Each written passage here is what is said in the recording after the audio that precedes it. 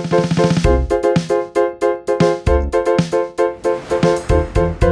देख रहे हैं केवल सच। ठीक है, टिकारी और गुरारू में आज मतगणना का कार्य हो रहा है और इसमें टिकारी में करीब 2 से 3 पंचायतों का ऑलरेडी कंप्लीट हो चुका है और इसी तरह गुरारू में भी करीब 2 पंचायतों कंप्लीट हो चुका है और बहुत स्मूथली मतगणना का कार्य चल रहा है। और हम लोग का प्रयास रहेगा कि प्रथम चरण में जितना समय लगा था उससे थोड़ा कम समय लगे इस बार, और लोगों को और जैसे जैसे चीज़ें हो रही हैं तुरंत लोगों को रिजल्ट भी अनाउंस कर दिया जा रहा है, सर्टिफिकेट भी दे दिया जाएगा ताकि नेक्स्ट फेज के लोग आ सकें और यहाँ पे उसको देख सकें। लोगों से ही अनुरोध होगा कि यहाँ पर जो मतगणना का जो शुचिता है उसको बनाए रखें और जो भी निर्णय आता है जो कि अब ईवीएम से है और सबसे है, ये सब ऑलमोस्ट हर लोकसभा विधानसभा सब में ये सब चीज़ देखा ही गया है, तो उसको राइट स्पिरिट में उसको एक्सेप्ट करें और अपने जो भी आपको फिर जिम्मेदारी अगर मिलती है नहीं मिलती है जो भी है उसके आलोक में आगे कार्य करें और लोकतंत्र को मजबूत बनाएं। सर, जैसे कि अभी पता चला कि 2-2 घंटे के अंतराल पर कुछ इस तरह की व्यवस्था की गई है और जैसा कि पहली बार जो व्यवस्था थी और आज व्यवस्था है, ऐसा आपने क्या जादू चला कि आज बड़ा व्यवस्थित और पिछली बार क्या हुआ था कि थोड़ा पूर्वानुमान नहीं था कि कितने लोग आ सकते हैं, आ जाएंगे और उस वजह से काफ़ी बड़ी संख्या में लोग एक साथ आ गए, तो सबको रहने की आवश्यकता भी नहीं है। जैसे कि अगर कोई जिस पंचायत का 7वें या 8वें या 9वें या 10वें चरण में जिसका यहाँ पर काउंटिंग होना है उसके भी लोग यहाँ आकर बैठते थे, उनको ना बैठने की जगह होती थी ना बाकी समस्याएं होती थी। तो इस बार हम लोगों ने क्या किया है कि हर 2-2 घंटे में ये डिसाइड किया है, जो कि जैसे जैसे चरण चेंज होता रहेगा उस हिसाब से उसको भी चेंज किया जा सकता है, लेकिन इससे लोगों को भी सुविधा है, लोग भी यहाँ पे संतुष्टि से हैं और साथ में यहाँ पर जो एक लॉ एंड ऑर्डर का जो सिचुएशन है वो भी एक कंट्रोल सिचुएशन में है और हम लोग लोगों से अनुरोध करेंगे कि इसको आप लोग कोऑपरेट करें और अभी तक मुझे लगता है कि ये प्रभावी तरीके से कार्य कर रहा है। सर, जो बाकी चरण में जो चुनाव बचे हुए हैं तो उसमें जनता से सर आप कुछ अपील करना चाहेंगे? देखिए, त्रिस्तरीय चुनाव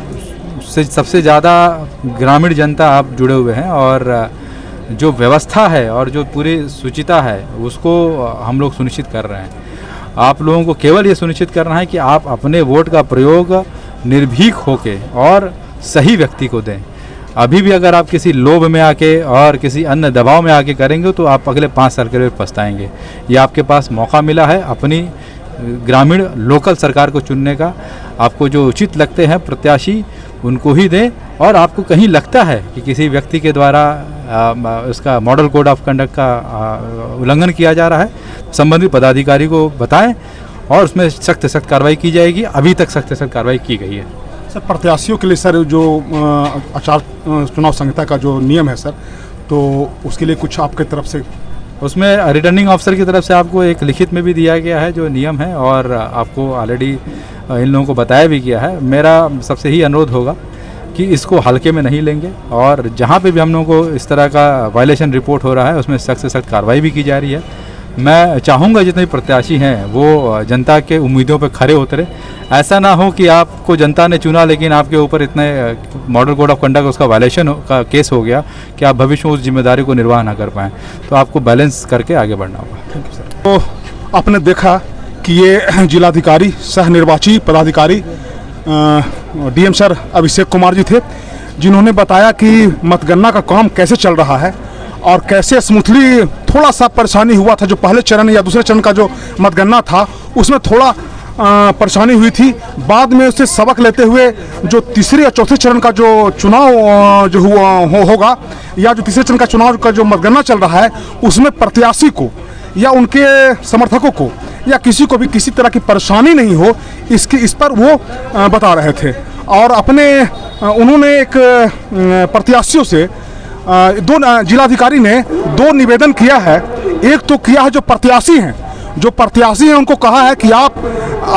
कभी भी भूल कर भी आदर्श आचार चुनाव संहिता का उल्लंघन आप नहीं करेंगे और अगर करेंगे तो ऐसा ना हो कि आप जीत तो जाएं लेकिन आपके ऊपर 10-20 मुकदमे दर्ज हो जाएं। और जनता से उन्होंने अपील किया है कि जो बाकी चरण के जो मतदान है उसमें आप निर्भीक होकर मतदान करें और अगर कहीं भी आपको लगता है कोई प्रत्याशी धमकी दे रहा है या किसी प्रत्याशी के द्वारा आपको धमकाया जा रहा है तो आप जो उस क्षेत्र के निर्वाची पदाधिकारी हैं डीएसपी हैं, थाना प्रभारी हैं, आप उनसे संपर्क कर सकते हैं और निर्भीक होकर मतदान कर सकते हैं। तो ये मैं मतगणना स्थल से मैं था जो जिलाधिकारी से बात कर रहा था। कैमरामैन ऋतिक के साथ मैं बाबा शिवाजी केबल सच न्यूज़ के लिए।